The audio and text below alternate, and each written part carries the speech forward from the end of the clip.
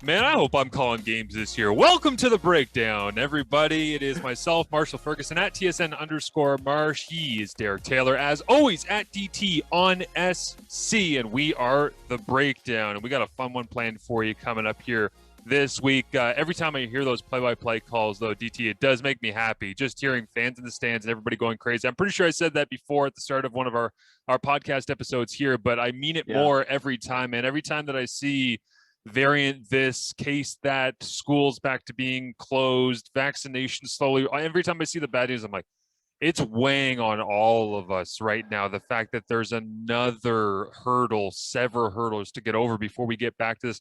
And then I play some of those play-by-play clips, and everything for about 30 seconds feels normal and great. And honestly, it's the best part of my week is playing the intro, listening to that. Not because I like hearing my own voice. I often cringe at the sound of my own voice, but you've got to smile too when you hear that Shaq Evans call and the crowd behind you is insane. Yeah. They're just going bonkers at Mosaic that day. So let's make a deal. If June 10th rolls around, we don't have CFL football. Right. Let's get together and we'll call the 1962 Grey Cup together. I actually think it'd be fun to do some like weirdly over the top, hey, we have nothing else available to us type events, because there's these guys that I'm sure that you know of they used to be the Basketball Jones when they were at the Score Television Network. They went down to NBA TV in Atlanta and they became the starters, and then they ended up getting let go from NBA TV recently, and they hopped on with The Athletic, and so they've got this podcast. But they made their name when they were the Basketball Jones during the NBA lockout, because there was nothing happening, and they did the NBA lockout tour where they traveled the country and hosted live events and podcasts and stuff, and it was a pretty cool way to get creative with it. I'm like, you know what? We might have to do something like that if we get to May or June by that time and we don't have stuff on the rocker ready to go. I love it. Have the breakdown masks to be sold to people. We'll have the hand sanitizer. Yeah, that'd be great. We want to remind you, as always, that we are presented to you by our friends at Fox 40, helping you return to play safely with their latest innovations, the Fox 40 Tri-Layer Whistle Mask and the Fox 40 Electronic Whistle. For 15% off all your whistle needs, visit fox40shop.com and enter the promo code CFP15. Of course, CFP, an integral part to all things Canadian football. And when I think of Fox 40, I think of the logo that they have. And on the other side of that whistle is the CFL logo, which is my way of transitioning into something I saw on Tuesday on Twitter that, again, during difficult times and just wearing you down of the news every day, made me smile from ear to ear. And that was our new friends at Sawdust City Brewing sending out a picture of a CFL football next to a Lone Pine West Coast IPA sitting next to a glass of Sawdust City beer. And I saw that and I was like, man, that feels like a simpler time too, just to see a football hanging out, getting ready to have a beer, whatever. So I do want to do this because this is my new favorite tradition at the start of every episode, is directly into the microphone. And I got to tell you, it's been a long ass day for me, and I need this Little Norway hoppy crisp Pilsner right now, because before we get into the actual breakdown of things coming up, talking about all things retirements, what's happened to CFL offseason, I got a recommendation to go get my wisdom teeth checked out. And this was probably, I want to say like 9 months ago, might have even been more. And I was like, hell no, we're in a pandemic. I'm not having somebody poking around in my mouth even more, looking at what's going on with my wisdoms. I'm like, pretty sure they can wait. So I had to go back and get a checkup about a month ago.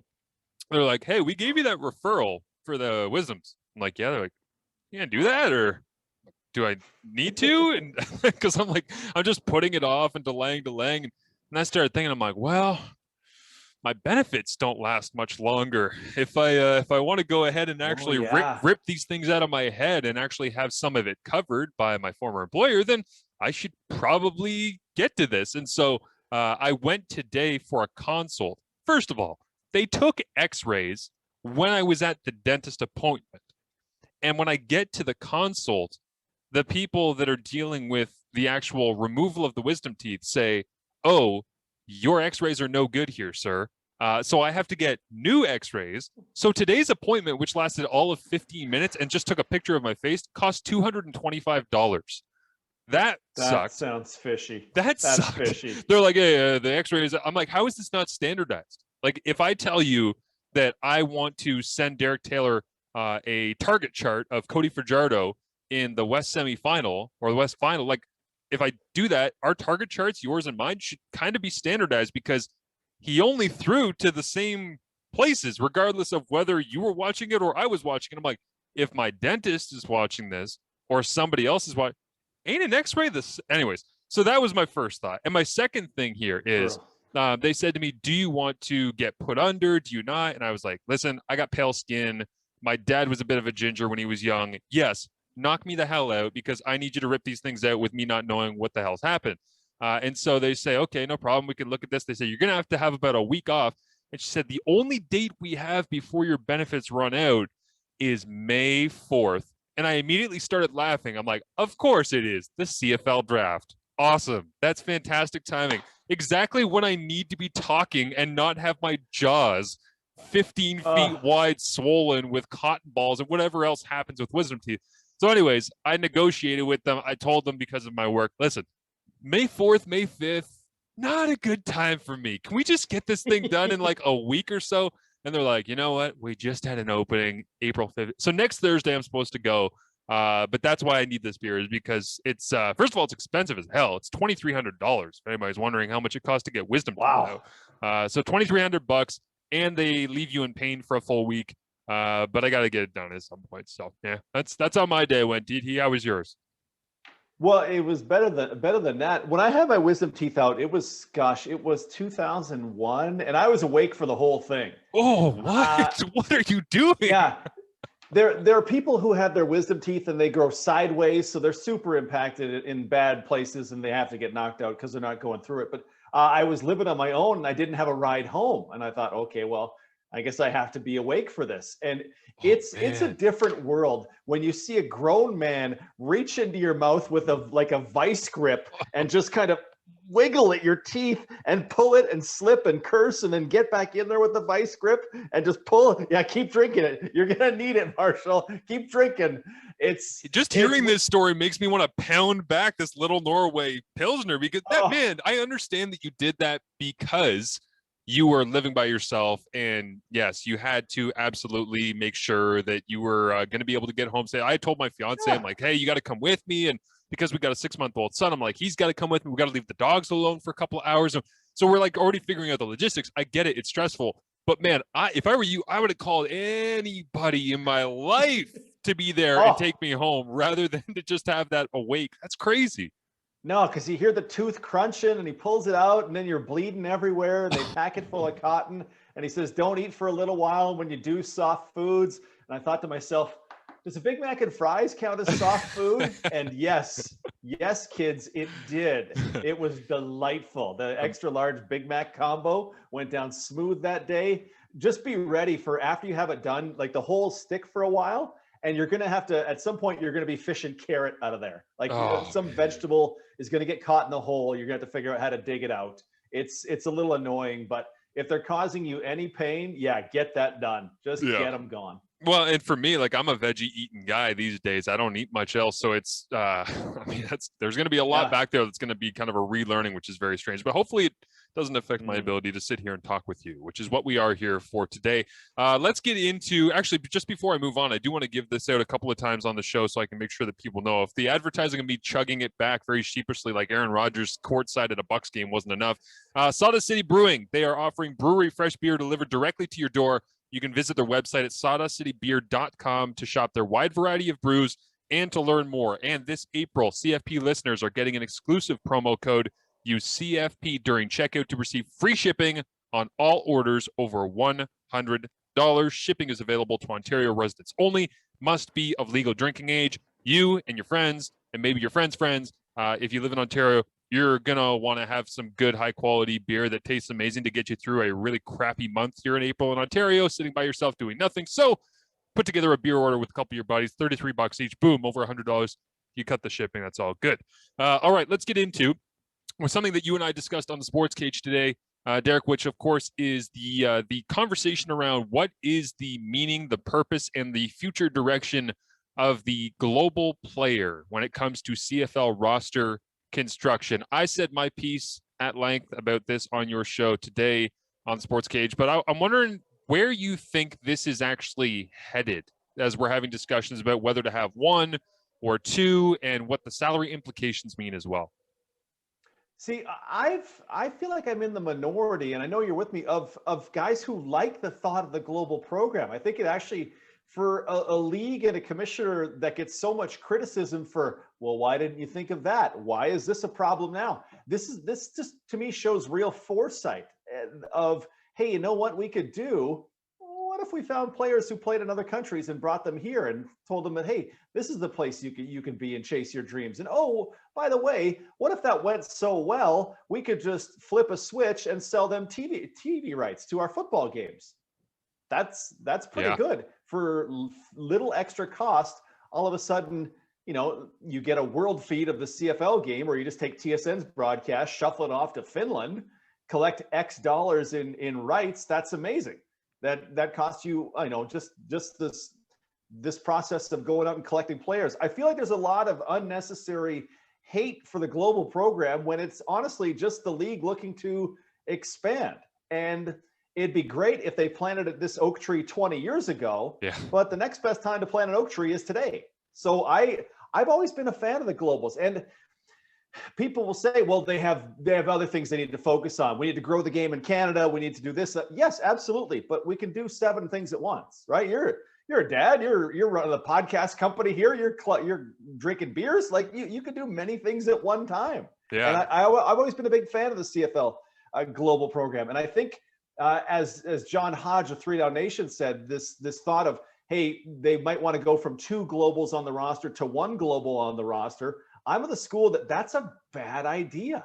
That it might save $54,000 a year, 1 global salary per year. But I think in the long term, you need to get in on this, because it may not be paying off right now, but it's going to pay off in the future. So let's stay on board. Yeah, I love your analogy of planting a tree and waiting for it to grow, because there's a lot of people out there when you're saying, honey, I want to do some landscaping. Let's go ahead and, well, what do you want to do? Well, I think we should add some shrubs, or we should put some bushes, or we should, okay, what do you want to do? Do you want to plant it? Or do you want to stick it in the ground right away and have one that's an adult tree or whatever? And we just have to, the roots will figure it out afterwards. And of course you say to yourself, well, it'd be nice to just have it right now. Yeah, but we can't with the globals. Like, there is no fully formed global international player readily available who's in Finland, who's good enough to be a professional football player in North America, who's not playing in North America. Like, that's the reality, is we don't have the benefit of going out and getting that ready-made thing. So if you want to see this turn into a, as you say, beautiful oak tree in the backyard, you have to be willing to wait and to actually plant it and to see how it develops. And that's, I guess, my worry, my frustration with this, because I do believe in the global program. I do believe it's an interesting concept. I think that it has legs. I think that it has a viable future. And the idea of being so short-sighted that we just abandon this thing so quickly, it's a little scary to me, because that sets the tone for any time that something runs up against it. And again, it in this case is a global pandemic, which is a major challenge under all circumstances. But the idea of saying that, well, this is just too difficult, let's give it up.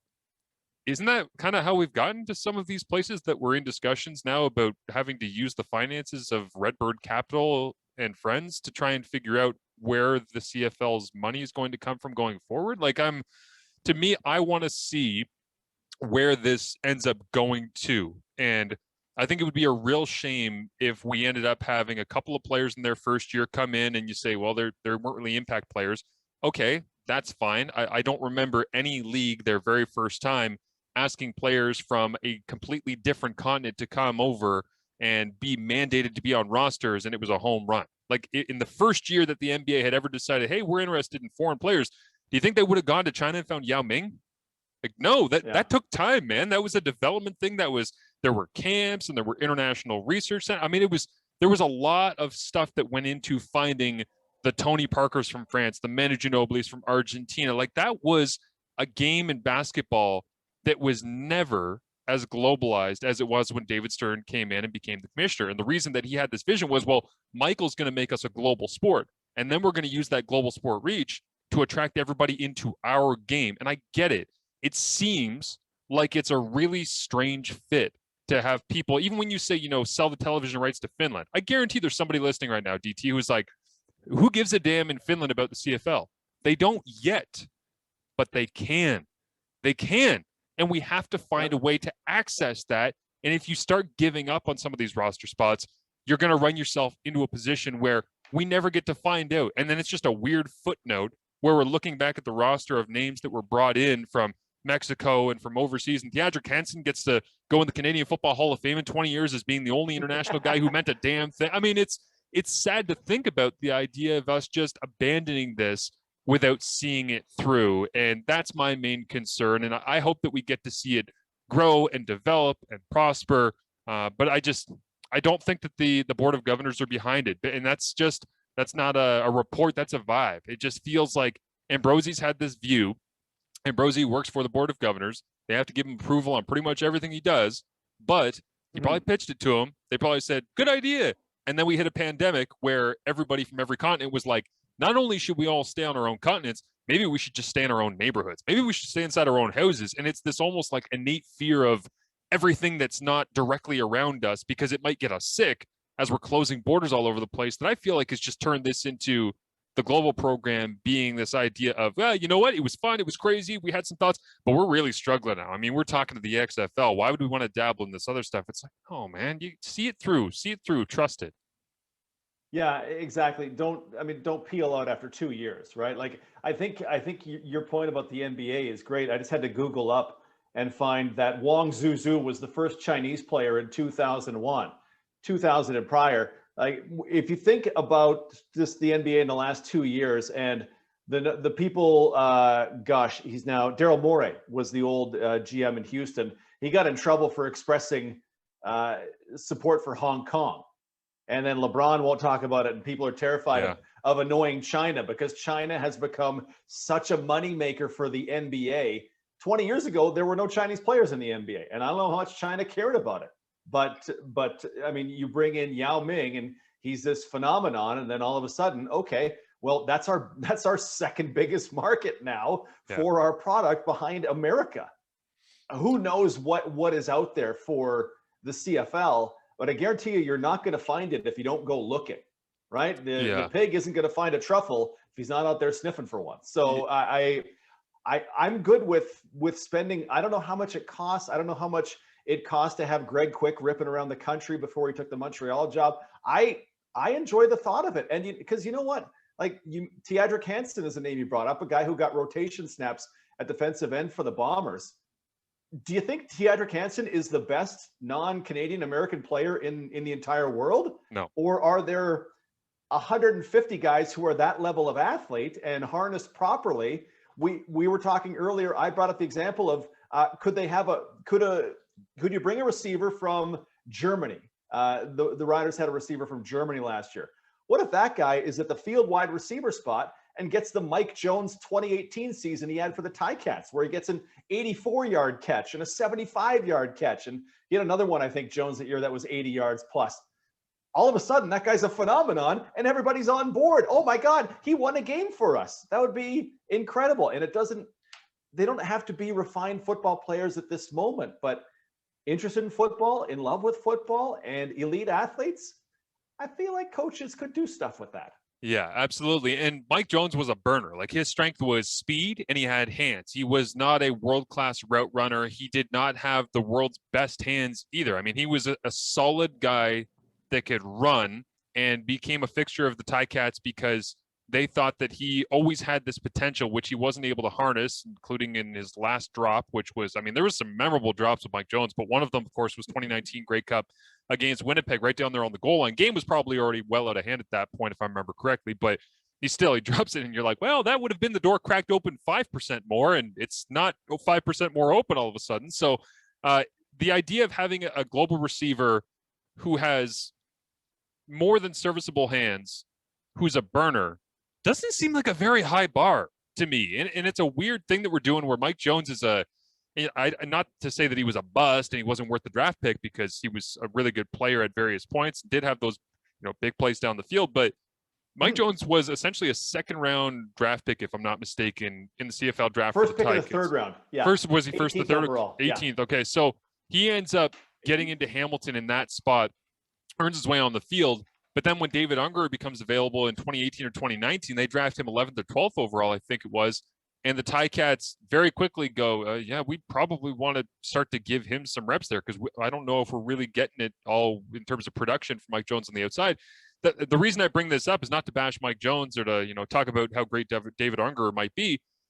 The purpose of this is to say, like, I don't think that that's an unattainable standard, as you're saying, for a European or for a Mexican or for an Asian football player to have that skill set. And as you say, to have that season, because let's be real, how many targets are you getting at that wide side Z receiver, right? I mean, maximum guys are getting 20, 30, but like max, and it's very rarely that high up. And it's like, if you can get 20 targets in a year and you're catching 60% of those balls and you're getting yourself a couple hundred yards receiving, you've made it, man. Like that's what the requirement of that position on that part of the field is, if that's a global requirement. And the other thing that kind of piqued my interest is when you mentioned Germany there, because I was thinking about greatest international players to me. And again, my basketball knowledge is not as deep as I wish it was, but Dirk was one of my absolute favorite players growing up. So I'd like to use Dirk Nowitzki as the example here of, is every player that comes over to the Canadian Football League through this global program going to be Dirk? Hell no. But the purpose of CFL 2.0, and this is something that I don't feel like enough people talk about. The purpose of CFL 2.0 is to find the Dirk. It doesn't matter if it's 2 years from now or 20 years from now. It's to find the Dirk that opens that door, because the NBA, yes, it's always been relevant to a variety of different places. Same with the NHL. It's always been relevant. But when Dirk went from Germany to the NBA and he became this MVP and making it to finals and scoring all these points, and all of a sudden there's Dallas Mavericks jerseys rolling throughout Germany. And like that's what I'm talking about here, is you don't have to find that guy tomorrow. You can find him down the road. But in order to find him down the road, in order to have him know what you are down the road, you got to start with the Theodric Hansons and the Valentin Ganawas and all of these players that we've kind of just like trickled into the league as the starting base. This is not a fully baked product. This thing is the very, very early stages. And I would just hate to think that maybe there's a Dirk Nowitzki of the CFL out there for 10 years down the road and we'll never know it, because, people might say, well, he'll just go to the NFL if he's that good anyways. Not necessarily, because they don't have the mandate right now for global roster spots. And I don't see the NFL ever having a global roster spot mandate, to be honest with you, the way the CFL does, because the CFL seems a little bit more inviting on these things, a little bit more open-minded, depending on what the CFL looks like with everything that's happening. So I don't know, man. It's a long-winded way of me saying, I hope we find our Dirk. That's really what this is about for me, is because I'd love to find out what that looks like. And I mean, DT, who knows, man? Like maybe Dirk is a QB. Can you imagine if a German QB came over and became the starting quarterback of the BC Lions and, was German national and went to, BYU, something like that, and then found their way into the CFL because they weren't graded just highly enough for the NFL? I mean, there's so many potential expansion points here for interest in this style of football.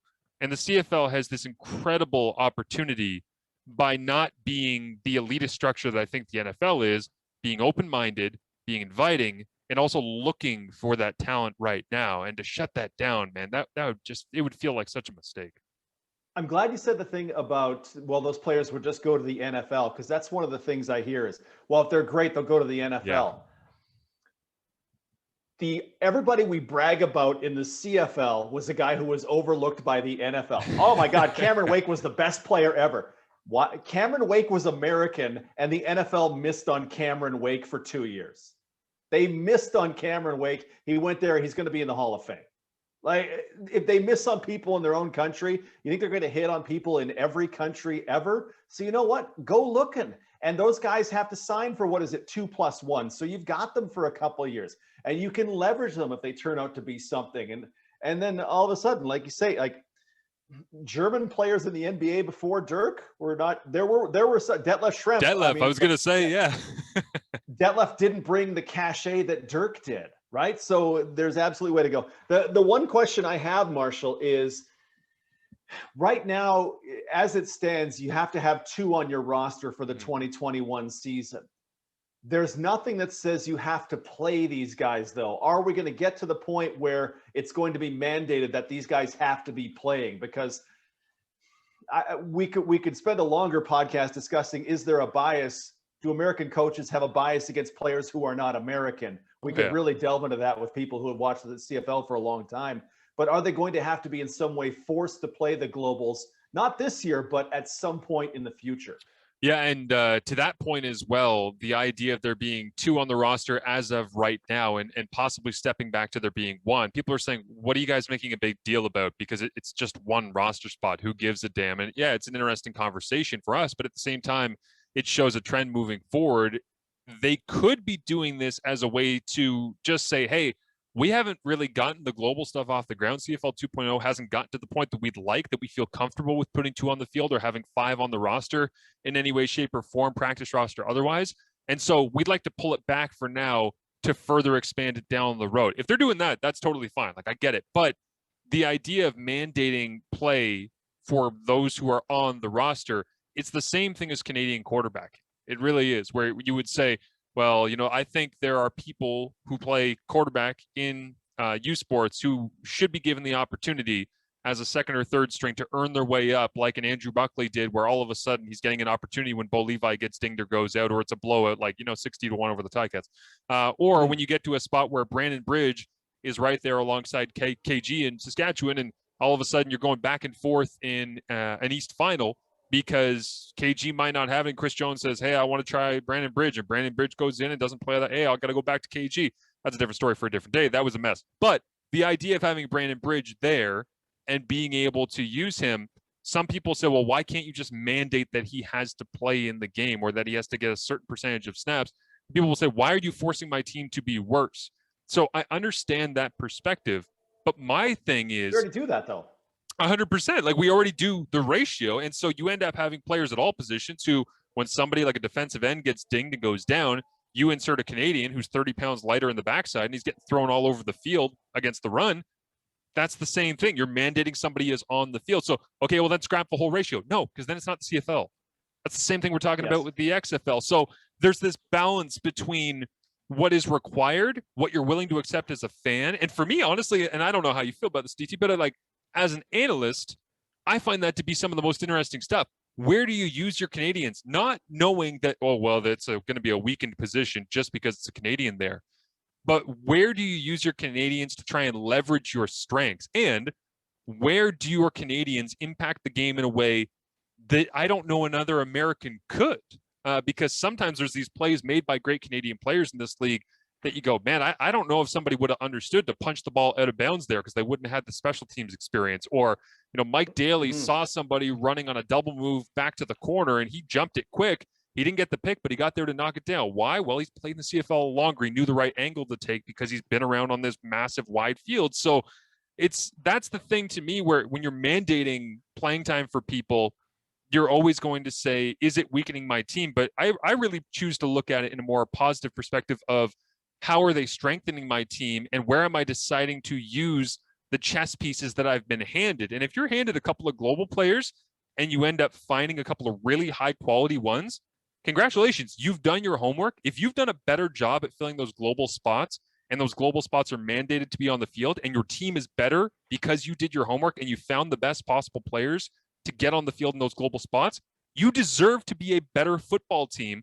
by putting the groundwork in to find the right people to fill those spots.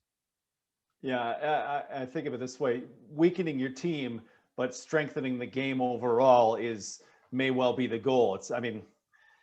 I was trying to pull up the list I did of where teams used their nationals in 2019. Won't surprise you that a national started every game at long snapper. That's not going to be a shock, but it's long snapper. It's ideally kicker, punter, 3 interiors, nose tackle, safety, Z receiver +1, right? And there were an inordinate number of linebackers in 2019 or linebacker starts by Canadians in 2019. What between Cam Judge, what BC tried to do and Toronto tried to do with the Twins in different spots. It's coming. It's coming. This global thing not going anywhere, and I wonder when we take that next step. When the talent shows, I think we're going to take that next step. Yeah, I'm with you. The last thing I'll say on this is something that is stuck in my mind right now is the tweet from Danny Garcia of the XFL. And the reason that I bring this up is that this one jumped out to me, and I don't think it got enough love the day that this bomb went off and we found out that the XFL and the CFL were in discussions about potential partnership otherwise.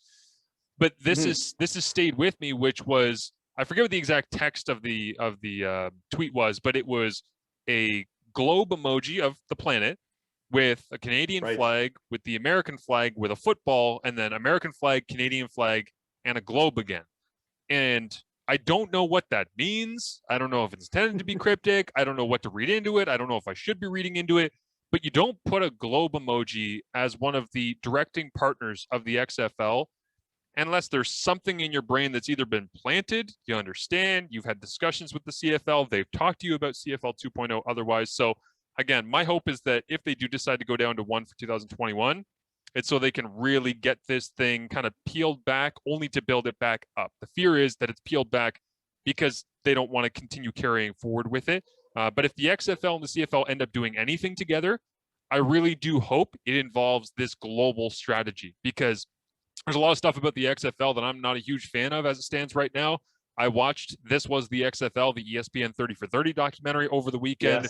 Yes. They were talking endlessly about how Vince McMahon was the greatest promoter in the history of the entire planet. Nothing could fail if he touched it. Sounds a hell of a lot like we're talking about The Rock right now. Anything he touches turns to gold. Okay, I heard that in 2001. Look what happened. But there are some things that I can imagine in this creative space that we're all making up what our possible new reality will be down the road with the XFL. And one of those things that I would love to see if something does end up coming to fruition is that I would love to see the global stuff utilized, because I feel like we've cracked open a door here of both discussion and on-field potential that I'm not sure you can find in many other places. There aren't a whole lot of other markets. It's not like we're saying, listen, there's this guy on Mars. He's a great left tackle. I think you got to bring him down. Like, this is our Earth, people, and this is one of the last frontiers to be able to go and find American football, gridiron football, as Randy Ambrosi likes to call it, talent. And if we're just cracking that door open, I'm really excited to see where it takes off.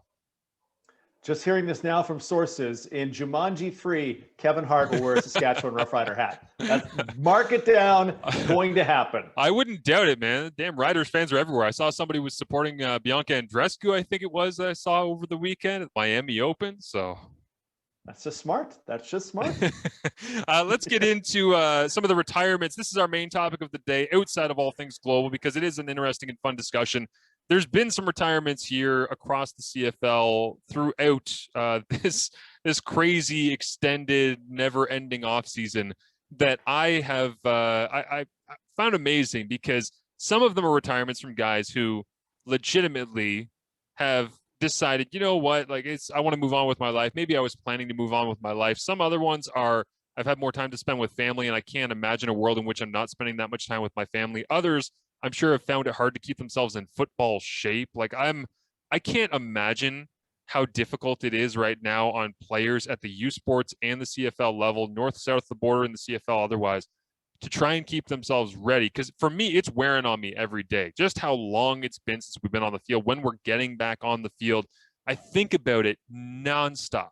And the idea of actually having the pressure of keeping your body right so that whenever you do hit the field in this just like moving vortex of a 2021 season reality, that you have to be physically prepared.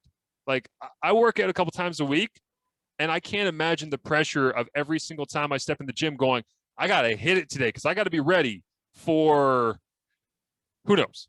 That's such a hard mentality to wrap yourself around. So we wanted to look at some of these retirements and guys that have decided to hang it up and which ones have affected teams the most. And so I cede the floor to you here, DT, on which one you would like to begin with, because there are a couple of really big names, and then there are some other ones that are a little bit smaller, but still meaningful parts of their team.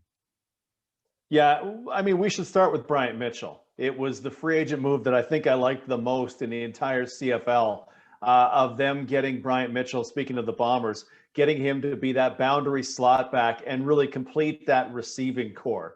Right, it's going to be Darvin Adams and Bryant Mitchell and Nick Dembski and Kenny Lawler, pardon me, I almost called him Kenny Walker, going back to the NBA conversation. I thought you were going to go Ken Brell Tompkins there for a second. Sheesh. Yeah, I don't think anybody's going Ken Brell Tompkins for a long time. Well, we said that about Quan Bray too, though, and he re-signed in the league. So what the hell? Quan Bray paid a fine. There's a lot more of that story that did not get reported because he put 160 something pounds of marijuana in a rental car with you and two dudes. And you paid a fine. It's good lawyering. I really thought Bryant Mitchell to the Bombers was the move that was going to take them over the top to the Grey Cup champions, allegedly the reigning Grey Cup champions. But I thought that was a fantastic move. And I mean, last year that was a spot, the last time we played, it was a spot that was occupied by Chris Matthews and Rasheed Bailey and Lucky Whitehead for a spell. And Mitchell was going to come and be the guy. And he wouldn't be, the same deep target that Darvin Adams is, but he can absolutely do that kind of thing. I was going back through Bryant Mitchell's numbers. 10 for 10 in the red zone in his career is a pretty good place to start. I have him with one drop and over 140 targets. Solid hands, just physically. If he was back from that Achilles injury, was going to be a physical marvel. Everything was set for him to prosper, and pulling him out of that offense, thinking of what he could have done. He runs those unders, and Darvin runs those overs, and Collaros just picks everybody apart to that boundary side. It was going to be awesome. To me, as I look at the list of 16 deep retirements that we're talking about, to me, Bryant Mitchell from Winnipeg at the age of 28 as well. Bless him, he's on to better things in his life, but that one to me hurts. Yeah, absolutely.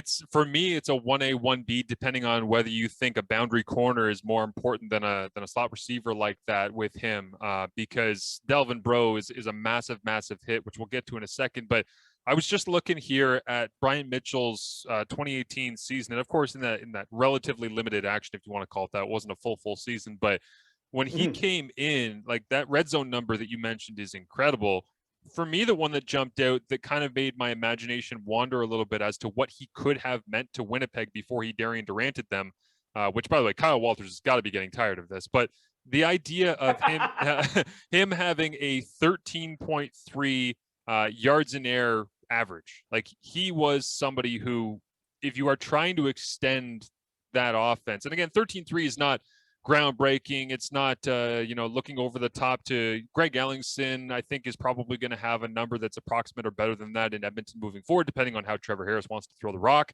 But I think of that as kind of like a Braylon Addison, Speedy B, and Hamilton type number where, yeah, you're going to get a bunch of shots over the middle, crossing routes, overs, but you're also going to get your home runs out of it too. And he made them more dangerous because Collaros is somebody who has the ability to take those shots over the top. We've seen it in Hamilton, Saskatchewan, and I genuinely think that's going to be the evolution because with LaPolice, in those 4 games that Collaros started, you were looking at the one regular season game.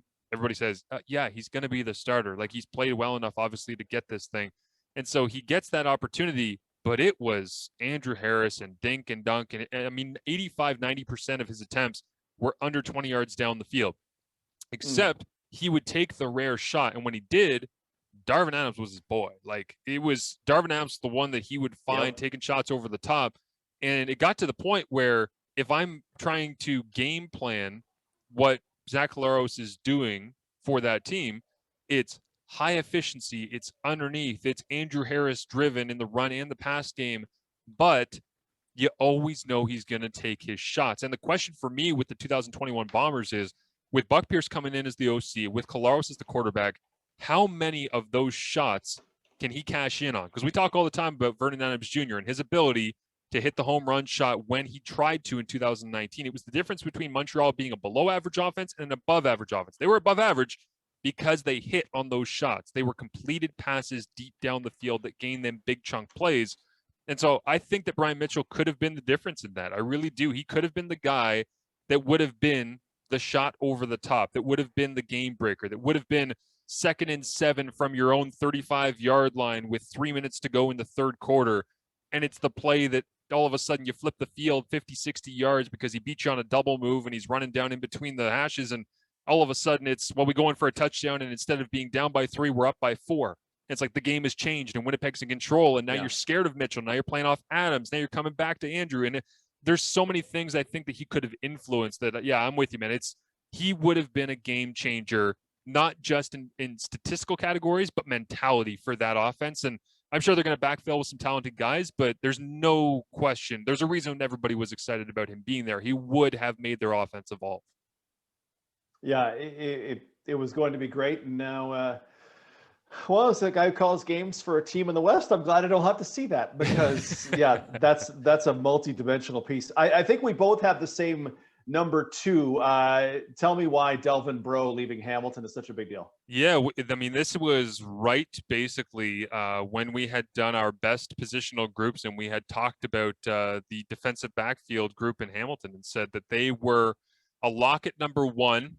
You had Saskatchewan very close afterwards. I think I was interested. Close, yeah. I was interested in Winnipeg just because they had some playmakers that were able to get after, even though they've had some losses in free agency. But I looked at Delvin Breaux as being a bit of a unicorn in the sense that the length that he had, the aggression he played with, the experience that he had to understand concepts. He has. There's not many guys that you can look at in the Canadian Football League who have the experience of defending Julio Jones and also have CFL experience to understand why are they all waggling towards me. Like that combination of preparedness, understanding, and athletic ability to me was just incredibly unique, and it's impossible to replace. I have so much respect for Jamal Roll.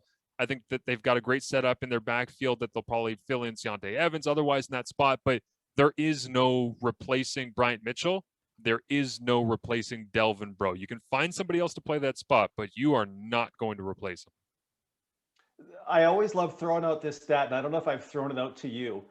In 2018, Delvin Breaux played virtually every game. I don't think it was every game, but virtually every game at that boundary cornerback spot. Boundary corner, I mean, that boundary side is the one that's attacked the most in the CFL. How many players in the 2018 season had more targets against them than Delvin Breaux? Had more targets against them. Yeah. You figure there's 9 teams, there'd be 45 starting defensive backs, maybe Sam linebackers. Okay, that'd be 54. I would how many play that, like maybe I don't know. What do you got? There were 56 players who had more targets against them than Delvin Breaux had in 2018. Those players include Sam Aguavin had more targets against him than Delvin Breaux. The guys who played 6 games, 5 games had more targets. He went that whole season. Just, you wouldn't even bother playing into what's traditionally one of your strongest receivers, right? Your boundary wide receiver is way stronger than your field wide receiver just in practice. And teams were terrified of him. I did a piece that called him the scariest man in the CFL because no one threw at him. Did he have, I have to dig up how many targets there were against him that year. But when there's only 44 other starters, that means 13 backups had more targets against you than you had, or 12 had more targets against you. He was phenomenal at his peak. And it wasn't, he was hurt in 2018, so it wasn't the same. But yeah, he was in coverage 24 times, targeted 24 times. The same number as Simone Lawrence. You're like, oh boy, that's really good. He was an absolute game changer. I wanted to slot him in at number 2 because he absolutely deserves it. But Hamilton has some real good cover when it looks like, right? When we talked in a previous episode about, oh, they lost Rico Murray. Okay, well, I don't know. Jamal Roll comes down there. Someone will come down there because they brought in Deontay Evans. Roll was the guy who filled in for Breaux in 19. I feel like, okay, well, they lost a boundary corner, but they have a guy who knows their system who can take that spot in 21. Yeah, for sure. It's I think the way that they backfilled it and the fact that it was kind of a swap out on the Patrick Levels thing that never really came to fruition when he went back to Montreal for Deontay Evans, that to me says the Ticats probably knew, in all honesty. Like, I don't get the sense that this, because when I talked to Delvin in the interview that you can hear on the CFP feed, when he was talking about his interest outside of football, whether it be opening up the cannabis industry or his devotion to his family and wanting to be around them more, I heard him talking about that. I'm like, usually GMs, you know this, Derek, they have a pretty good sense for the pulse of their superstars and what their interests are and how much more gas they have left in the tank. And for him to talk about those things, it wasn't, hey, I just made this decision and I suddenly feel at comfort with it. It seemed like a guy who made up his mind a little while ago.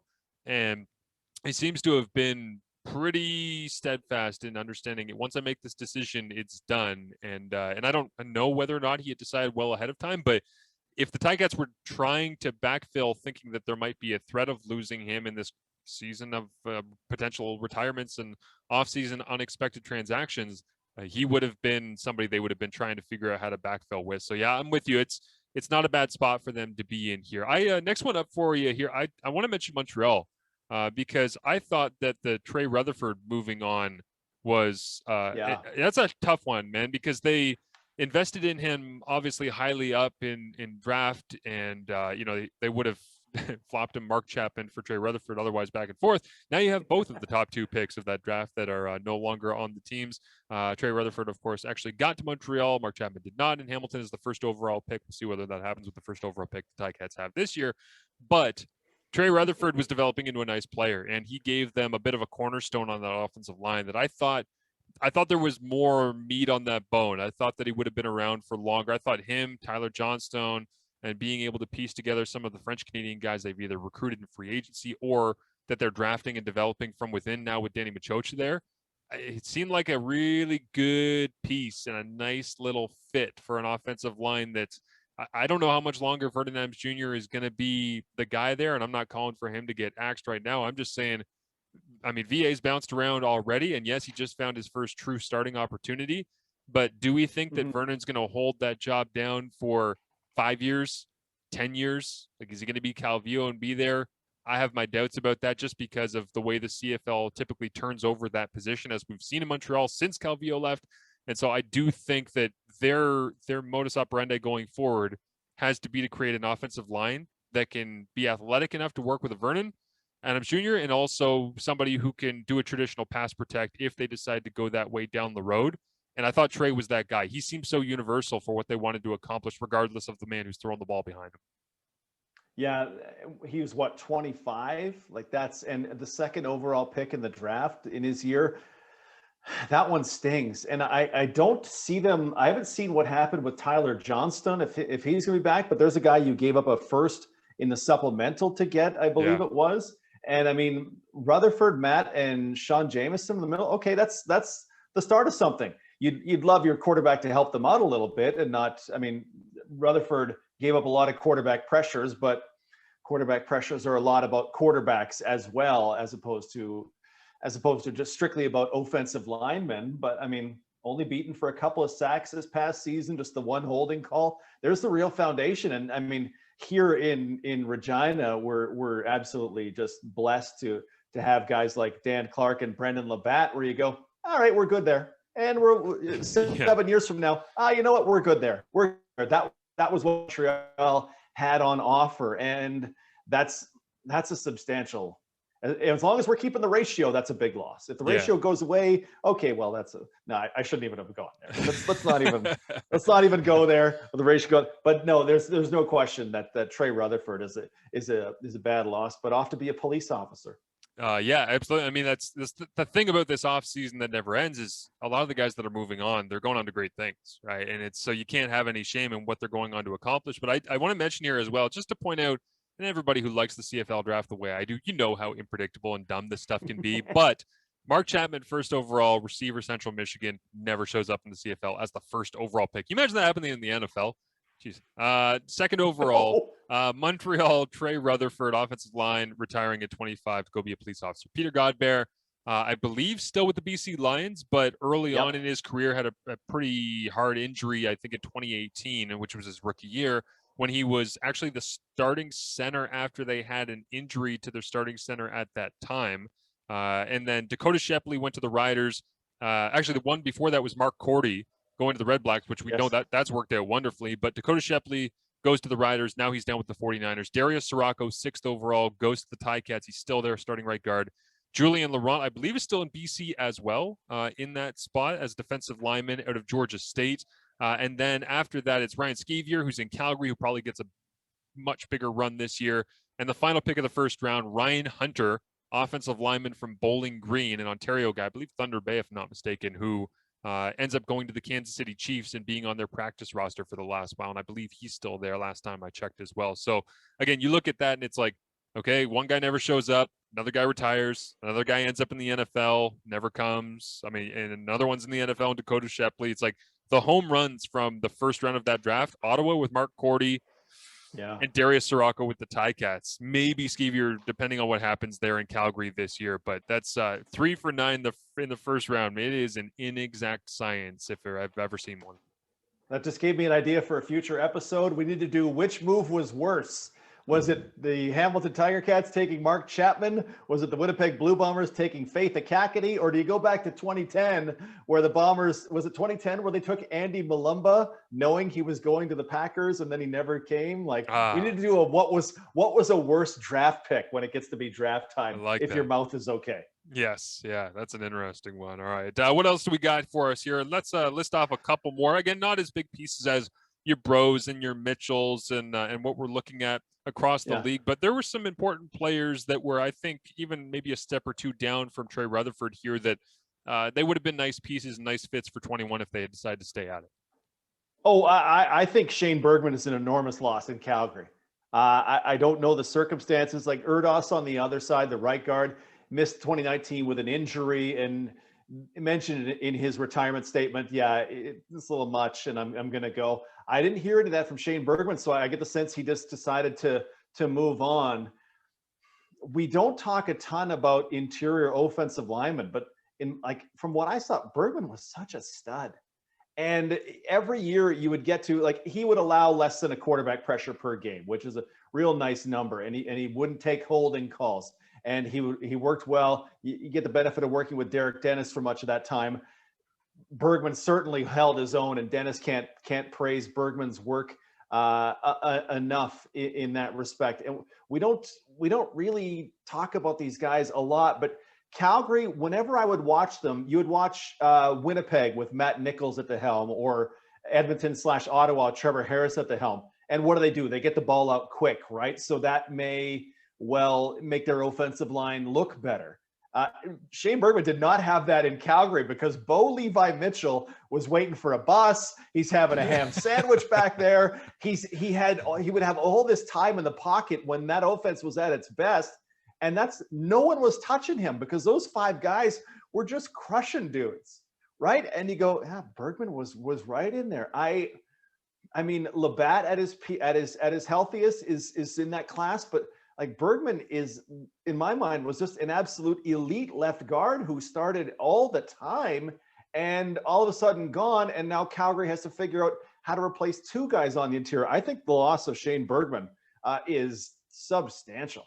Yeah, it's a compelling case for sure. I thought as meaningful as the Shane Bergman one was Ricky Collins just getting cut from Edmonton. I understand that there probably wasn't room there. There definitely wasn't going to be touches right after they ended up getting Darrell and ending up, bringing Ellingson back and all the rest. But I thought that his season was so underappreciated in 2019. So he leaves and then he retires. So not a true retirement straight from the team, but the idea of them saying, hey, listen, we're going to do something different here. Maybe, again, this is the thing behind closed doors. Maybe they knew he was thinking about retiring. Like maybe he was maybe he had rumored about it or whatnot and they said, let's cut it and move on with something. Like I get the impression he was in that, like, just from his social media, just the impression that he wanted to keep playing, but he was in that awkward spot American receivers get to in this league where how am I not finding a home? Yeah. Or how am I not finding a home for the money I want? Like, was it Bakari Grant came out of, was cut by the Riders and then came back late the next season to join Calgary to win a Grey Cup? Like, in that weird spot of, how are you not paying me what I'm worth? Because I just put up 1,300. Yeah. He was sensational, I thought, for them in 2019. Funny Bakari Grant story, by the way. When he was playing for Calgary, he came up to me on the sidelines I guess that would have been in Edmonton 2018 at Commonwealth before the game. And I was kind of wandering around and I knew him from my Hamilton days and said, hey, and he kind of gave me the head nod and I go, how's the footing? And he just shook his head. He's a Cali dude through and through. And like you say, he hadn't spent the full season. He's like, I can't get my legs under me. Like, I don't feel like I can run. I don't feel like I can stop. I don't feel like I can cut. I don't feel like I can start. I don't feel like I can stop. I was like, all right, man, have fun. I'm like, and sure enough, he didn't get a whole lot of love in that game, but that Yeah. was watching him warm up, watching Ellingson warm up when it was Ottawa Calgary in 2018. That was an adventure watching those guys trying to get the wheels turning. But yeah, Ricky would have been, a nice piece, I think, for a lot of teams around the league in a normal year. Can we agree on that? Like, if there was not a pandemic Oh and yeah. there wasn't a cap crunch and all the rest, he would have found himself as a member of the Argos or of a desperate Red Blacks team right now looking for more offense. Can you imagine Paul LaPolice hooking him up alongside Matt Nichols? He probably would have gone for 1,000+ again. Yeah. You could slot him in Winnipeg right now if he'll take Bryant Mitchell's money, maybe he could come out of retirement and take that minus the 10 grand or whatever Mitchell got up front. Well, that's But the man, never say never, though, man. I mean, that's the thing about yeah. the CFLs. We always know guys can come back, and if Winnipeg has an unexpected retirement of Brian Mitchell, then absolutely that would make sense. I mean, the money they were trying to pay Brian Mitchell to be there to get a high quality player, Ricky Collins will take that money. I'm pretty sure, even though he's said, I'm done, I'm done. But that's to me, there's two types of retirements, three types, I should say. One is the one where it happens, they know it, they trust it. That's Delvin Breaux. The second is the guy who retires, but he ain't retired, James Wilder Jr. And the third one is the guy who says, I'm retired, I'm retired, I'm retired. I'm never opening that door again. A great door opens. Somebody offers you a contract and you sheepishly go back and you're like, well, I thought I was retired. But it's like, yeah, you came out of the gates way too quick and you just announced unnecessarily, I'm done, when the game doesn't go away when you are that age and that productive that recently. So just from there, none of us ever believed that James Wilder was retired, right? We're all on that same page. No. Yeah, absolutely not. Like, he was, when you are somebody who is that young and that productive for the Argos and you ask for your release to go chase your NFL dream and they say no, you're like, cool, I'll retire. And then you show up in free agency and sign back. I never even listed him as retired on my document of free agent guys available. When I saw he was a free agent, I'm like, he's just going to sign. Like, I didn't know where it was going to be. I didn't think it was going to be Edmonton necessarily, but that one to me, just somebody got in his ear and was like, oh, you want to play somewhere else and do something different? Here's how. Like, somebody just said, here's how you circumvent your contract. And he did it. And I imagine that there's probably people in the CFL front offices, be it Toronto or otherwise, that are like, it's that easy for guys to just dance around their contracts here? What are we doing? Yeah. I love James. I like him a lot. I love watching him play. I'm with you in that I wasn't thinking anything deeper than, I don't know that I buy this. You're still good. And if you can get an offense that keeps them off you and you get more than 1.3 yards before contact, you'll be just fine. And I suspect he'll be just fine in Edmonton when we get to this season. Yeah. Except you won't have Calvin McCarty there. Calvin McCarty and his annual reminder that he has the best hands in the CFL. Like, he'd be running a little flare pad or a little flat pattern still in the backfield, and then he'd put up his inside hand to make the one-handed catch, and he'd go, that's not how that's supposed to happen. You're supposed to use the one that's leading you. But no, he would just, you know what, I got hands. Forget this. And then Farhan Lalji will tell incredible stories of what Calvin was in high school and in his younger days. And that guy is just a treasure. And maybe his was okay, it's time for me to go and move on with my life. But I enjoyed every minute of watching Calvin McCarty rock in the CFL. Yeah, I'm with you on that one. He posted a video a couple of days after he announced his retirement, that was of him basically waggling from the field side motion as like the number 3 or number 4 receiver, looking like he was going to run cross ball motion at the snap. And he chops his feet, cuts it back, heads towards the wide side of the field. And of course, it's a little play action flip out to him in the flats.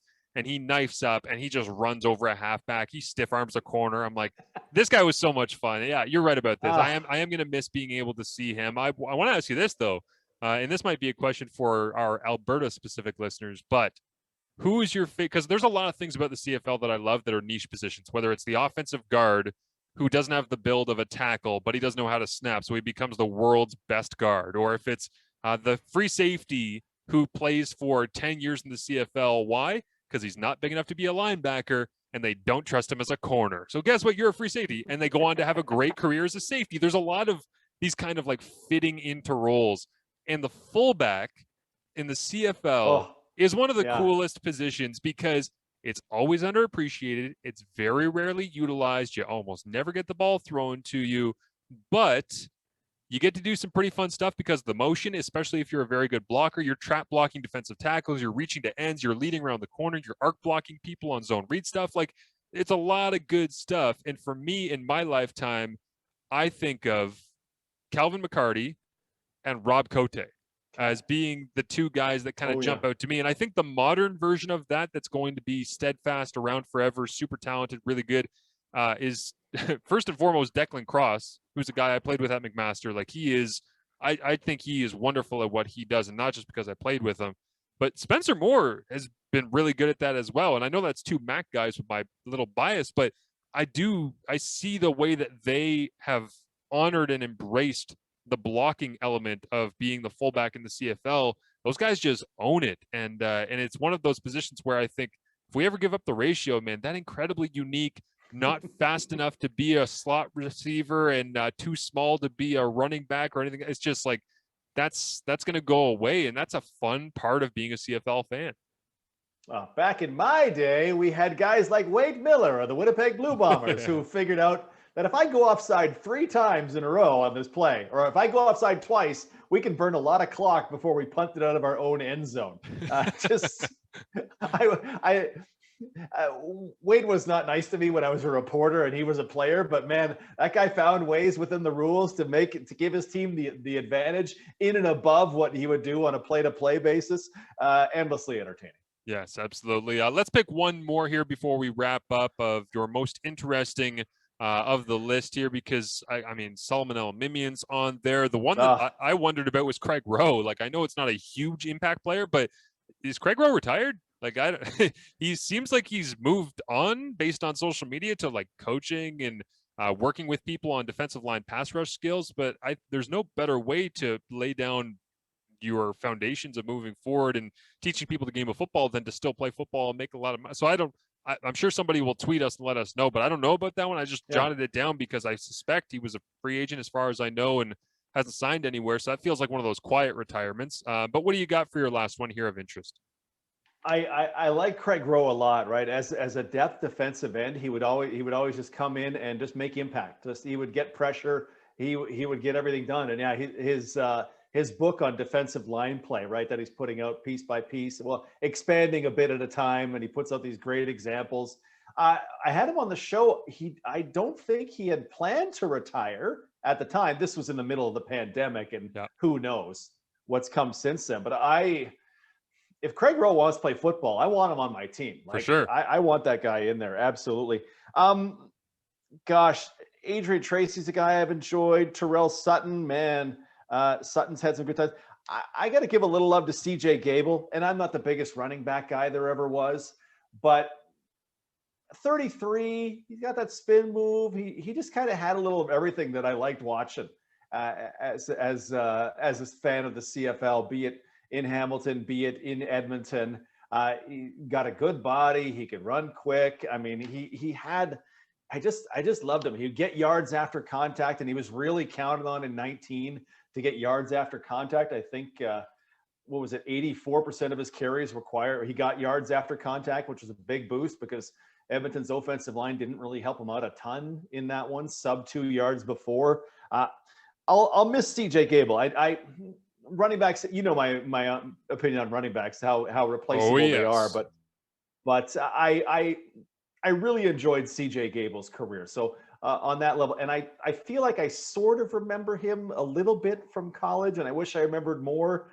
But yes, losing CJ Gable at I think only 33 is a bit of a blow. Yeah, I will remember CJ Gable from his time in Hamilton of always wanting the football more, because I was the sideline reporter for radio at that point in my broadcasting career, and that was a kind of a toxic group, honestly, the 2015 Ticats, where, and I say toxic because at that point, Brandon Banks knew he could be a receiver, and he wasn't being given the opportunity by Kent Austin.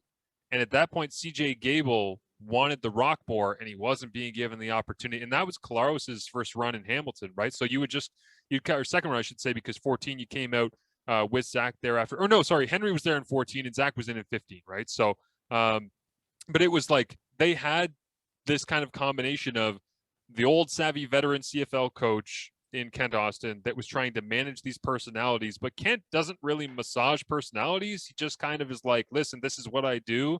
And there were a lot of guys in that offensive skill position group that I think were frustrated by that. And one of them was CJ, because he always felt like he could get more. He wanted to give everything he possibly could to the team, and he wanted to produce.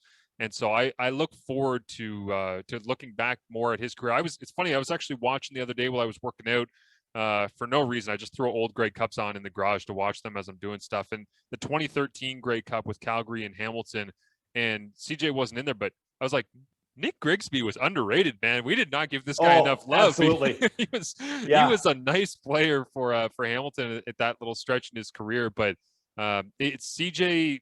He had such a downhill, angry, kind of a Marshawn Lynch, like run through your face type mentality. Yeah. Which is why I actually loved him in Edmonton, because when he ended up going to Edmonton and Jason Moss was there, you and I both track games, so there's always this stretch in Edmonton games when Moss was there, and I expect it'll be there in Saskatchewan as well with William Powell, where it's like, hey, I'm going to throw, I'm going to pass, I'm going to throw, I'm going to pass. And then there's about 6 plays in a row where Moss will be like, okay, screw this. I'm just going to bully you. And he'll just be like, run, run, run, run. And it's like off tackle, off tackle, off tackle, off.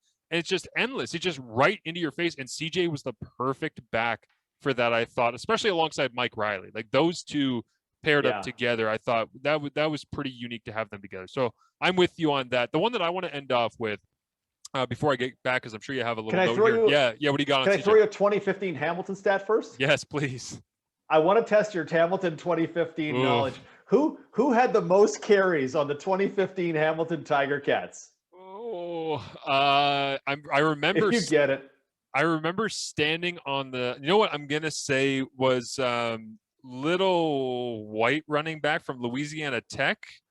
What is his name? He wore number 20. Ray Hawley. Ray Hawley had 69 carries that year to lead the Ticats. Gable had 47. Yeah. Someone named Ford had 33. I think that's the Ford that went to Auburn or LSU. It was like a big name guy. I think he was like a big SEC player, if not mistaken.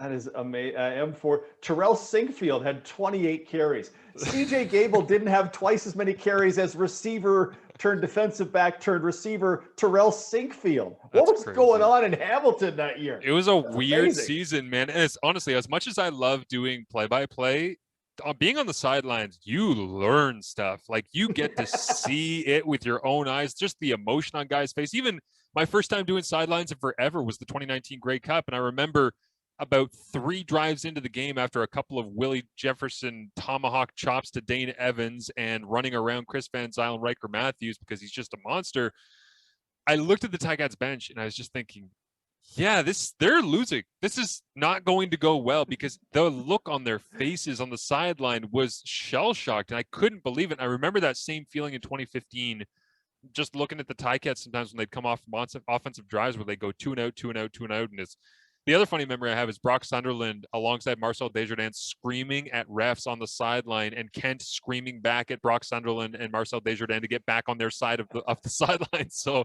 it was fun being down there for sure, and those guys were fun to be able to check out. But I remember Ray Hawley because, I remember CJ messed up his elbow really bad right in front of me. It might have been Labor Day or maybe earlier, but he landed, he put his elbow out, it went the wrong direction, and he started screaming, and everybody in the lower bowl at Tim Hortons Field just went so quiet. So I remember he walked right past me with his arm being held, and then in came Ray Hawley. And I just remember him being really effective because they would just pop these little, basically inside draw plays to him on 1st and 10. And then the next time they would do it on 2nd and 7. And it was unpredictable, but it was so basic. And it basically, Kent, it seems like it just gone, listen, this guy doesn't really seem to wrap his mind around everything we're trying to offer. So let's just give him these 4 or 5 plays that he's exceptional at. And he was a nice little player for them, got enough touches. But the one that I do want to shout out here to wrap things up is Michael Clausen, who retired from the Ottawa Redblacks defensive lineman. And the reason I want to shout him out ties back to my days playing at McMaster, because in the 2012, I believe it was the Mitchell Bowl, we played against the Calgary Dinos. And on that defensive line, they played, you would have just, I don't know how much you were watching the 2012 Calgary Dinos, DT, but I can't believe it's almost a decade ago now, but they were only a 30 front. Like they didn't do a 40, like they were 3 down, and it was Lyndon Gadosh was the nose. That's the one. I forget who the Gadosh other was a monster. Yeah, I forget who the other defensive end was, but Klassen was the third guy in that group of 3 at the 3 down. And I remember watching film and hearing about 98 Gadosh, Gadosh. We got to get this guy. Yeah, we got to double him. Okay, make sure the nose is taken care of. Okay, don't leave him and pop to the middle linebacker and pass protection to Gadosh. And I was watching film of it, and I'm sitting at the back of the room, and I'm only in my 3rd year at that point. And I'm sitting in the back of the room with all the guys that we had just won the Vanier with in 2011. And I remember leaning over to somebody and being like, yo, Klassen's the better player. I was like, and I remember just saying, like, this guy's like, he's got like this energy to him, and he's got this length, and he was never going to blow you away and end up with a bunch of sacks. But I always enjoyed watching him play in the CFL because I knew where he had come from in university, and I knew how highly I thought of him just from pure watching game film leading up to a game against the University of Calgary. We had a great team, so we ended up just blowing the doors off Calgary in that national semifinal. But I still, in that game, I was responsible for tracking on the sidelines with my clipboard as the backup quarterback, when are they blitzing, where are they rushing from, and things like that. And it was hard for me to take my eyes off him. I thought he was a really high quality player. So that was a bit of nostalgia for me to see him retiring at the end of the season. I just pulled up I was doing Manitoba Bison's games at that time. So I pulled up the 2012 depth chart for Calgary. Klassen, Josh Simons, Lyndon Gadosh, Thomas Spallettini was the rover. Jordan Verdoni, as we're getting in last names that are very important in football. Mike Edom was the will linebacker. Yeah, know what's great about this? Edom actually partied with us after we. Of course he did, because he was an Ontario guy, and he had, I think, out of high school with Shane Beaton, who was our starting will linebacker. So when we beat Calgary in that national semifinal, I'm pretty sure Edom just like hung out and ended up at a party where a bunch of us were having beers after we beat them on a Saturday afternoon. It was the weirdest thing. I was like, this is a very only Canadian university football thing. You beat a guy, he gets off the team bus, doesn't fly wherever with them, and just hangs out and has a beer because he's close to home. Yeah, I mean, the offensive line in that game, Sean McEwen and Suk Chung were the guards. Sean McEwen, Kirby Fabian was a tackle on that team. Like, those 3 guys were on the same college offensive line. Oh, and by the way, Jake Hardy, the number 1 running back in that game, Mercer Timmis, who played for the Ticats, was the number 3 running back, which I assume that was like his freshman year. That's just dirty. So Calgary was so dirty. But to think about so I said that we slapped them, right? McMaster just crushed Calgary in that game. I don't know what the score was of that Mitchell Bowl in 2012, but it felt like it was a 30 or 40 point game, if my memory serves correct. But on Mac at that time, right, you talk about that matchup on the defensive line with the group that they had with Gadosh and Klassen. We had Matt Sewell up front, who was a super high draft pick for the Argonauts, who ended up getting traded to Sask and then retiring. Right. And then you also on, that offensive line where it's Kirby Fabian and Sean McEwen and Suk Chung. And on that defensive line, we had Ben Daguilar, who was followed up on the outside by Nick Shortle, who was playing some Sam linebacker stuff in his second year. Mike Daly was the free safety for us. Joey Capito, who led the OUA in interceptions per game in history, was our boundary corner, who was, I'm sure, matching up against some stud that they had. I mean, they had some quarterback issues. I think Eric Delusky, I'm pretty sure, was their quarterback at that point at Calgary. But he was nice though. He was fast. He could run around. Yeah, he was fun. Buckley was the number 2 at the time. Yeah. Buckley is the backup, of course. Yeah. Yeah. Calgary is a cheat code when it comes to recruit. They are so damn strong at what they do. They always are. But that's going to do it for us on the breakdown today. Anything else you want to get in here, DT? Let everybody know where they can find you 5 days a week. Monday to Friday, 4 to 6:30 Saskatchewan time, so 6 to 8:30 Eastern time in the PM on 620 CKRM, 620CKRM.com. We talk about a ton of CFL. Farhan Lalji joins us every Wednesday, and he always breaks news on the show. He's always lighting fire to something on the show, so it is a great listen on Wednesdays with Farhan. I was texting Farhan the other day, actually, and he was saying, man, I just wanted to let you know that 900,000 that you and DT were trying to figure out in that Winnipeg, he said, I'm pretty sure that was the kickback from the Montreal float that every franchise had. I'm like, okay, we thought it was, but I said, I don't know a damn thing about finances, so I try to stay away from that stuff because I don't want to be wrong and throw numbers out there that are incorrect. And Farhan texted me back and he said, that's okay. I don't know a damn thing about 1950s quarterback target charts, so we each have our own thing. I'm like, that's fair. Yeah, let's all do what we're good at. Oh, that's outstanding. Yeah. It was awesome. Who would have thought the Montreal Alouettes would sell for so much? I don't understand business, but yes, here we are. Crazy. But we have always been brought to you right here on CFP by our friends at Fox 40. You can visit fox40shop.com to check out Fox 40's latest innovation, the Fox 40 Tri-Layer Whistle Mask, helping you return to play safely for 15% off Fox 40 products. Visit fox40shop.com and enter the code CFP15. I today have enjoyed a little Norway Pilsner, 4.7%, 25 IBU, little Pilsner style lager. Pretty cool explanation here on the back of the can. It says, in 1940, as World War II gripped Europe, Canada opened its arms to an occupied Norway, and an allegiance was forged between the two countries. It was then Gravenhurst, Ontario, became home to over 3,000 Norwegian airmen as they used our little small airport as a base to hone their aviation skills, and thus we became endearingly known as Little Norway. I am going to be breaking down, speaking of the breakdown, this beer with Sam Corbet from Sawdust City Brewing coming up on Friday on Marsh and Mellow. He's going to join. We're going to have a little tasting on air, and we're going to have some fun exploring where this beer came from, how they crafted it, and all of that good stuff. And if you would like to get yourself some Little Norway, of course, this April CFP listeners are getting an exclusive promo code. Use CFP during checkout to receive free shipping on all orders over $100. Shipping is available to Ontario residents only. Must be of legal drinking age. Derek, thank you as always, brother. Appreciate it. Make sure you give him a follow at DT on SC. I'm at TSN_Marsh. We are The Breakdown, and we will talk to you coming up next Wednesday right here on Canadian Football Perspective.